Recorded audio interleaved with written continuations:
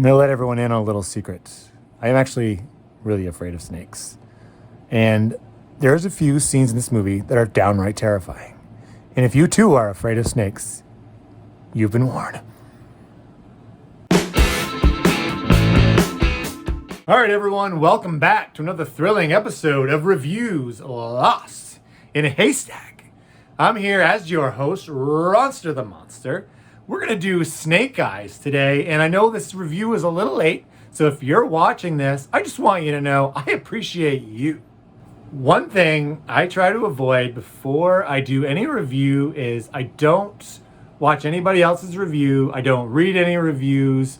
I try so very hard to avoid spoilers, and every once in a while I do see some scores.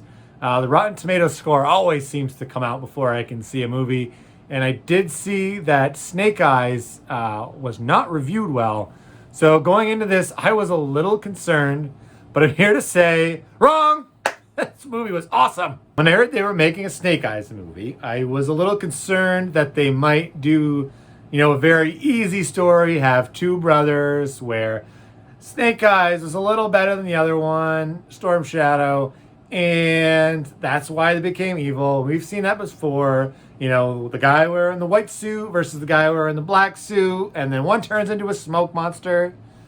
Thankfully, this is not lost. A brief overview of the movie. It starts out where Snake Eyes is a kid, and we kind of learn where his motivation is to become a fighter.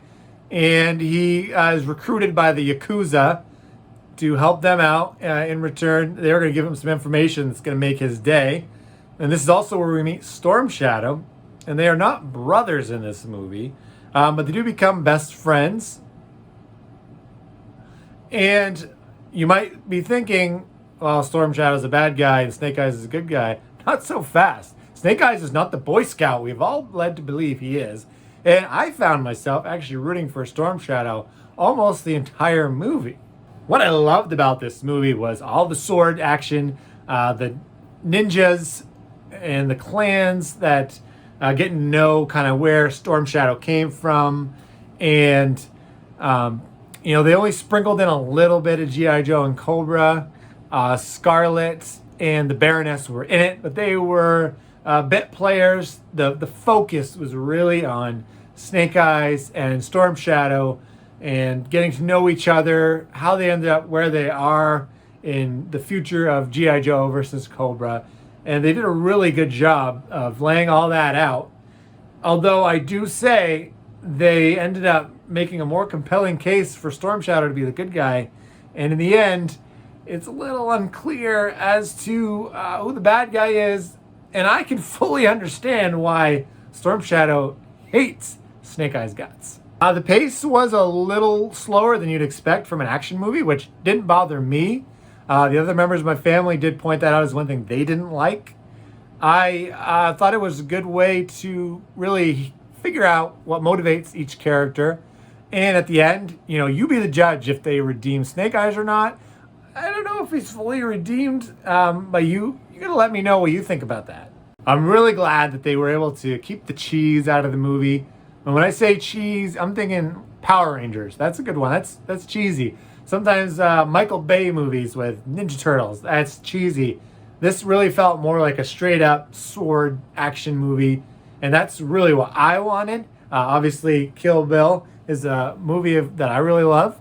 It's not on the adult level of Kill Bill, but the sword action is pretty fun. It would be great if they did a crossover with the Crazy 88, seeing how many dudes Snake Eyes and Storm Shadow could take out, just the two of them. I think they put up a pretty good fight. Other than Storm Shadow and Snake Eyes, Scarlet and the Baroness, they were fun characters. There was a few others, though, that actually made the movie really fun. The Blind Master that can hear everything and knows when you're lying. The Hard Master, he had a good presence in the film and really got Snake Eyes to want to be a good guy. And then my favorite character in the whole movie was actually Akiko. She was the security for Storm Shadow's clan, and she's really the catalyst to what kicks off the rivalry between Storm Shadow and Snake Eyes. One tiny complaint I have is the fight scenes were actually pretty quick. If you're 2 versus 75, I think the fight scenes would take a little bit longer than they were, but that's a real minor complaint. I'm going to rate this one an A+, and with an A+, you get the Gambit paw of approval. Thanks again for taking the time to watch my video. I know there is a ton of Snake Eyes reviews out there, and the fact that you stopped what you're doing, took 3 to 4, maybe 5 minutes out of your day to watch what I created, I really appreciate that. If this is something you want to see more of, please consider hitting that subscribe button. And then the notifications button will let you know as soon as I post my next video. Because you know what? I'm not sure if you've heard this. When you watch my videos, you're going to find something entertaining.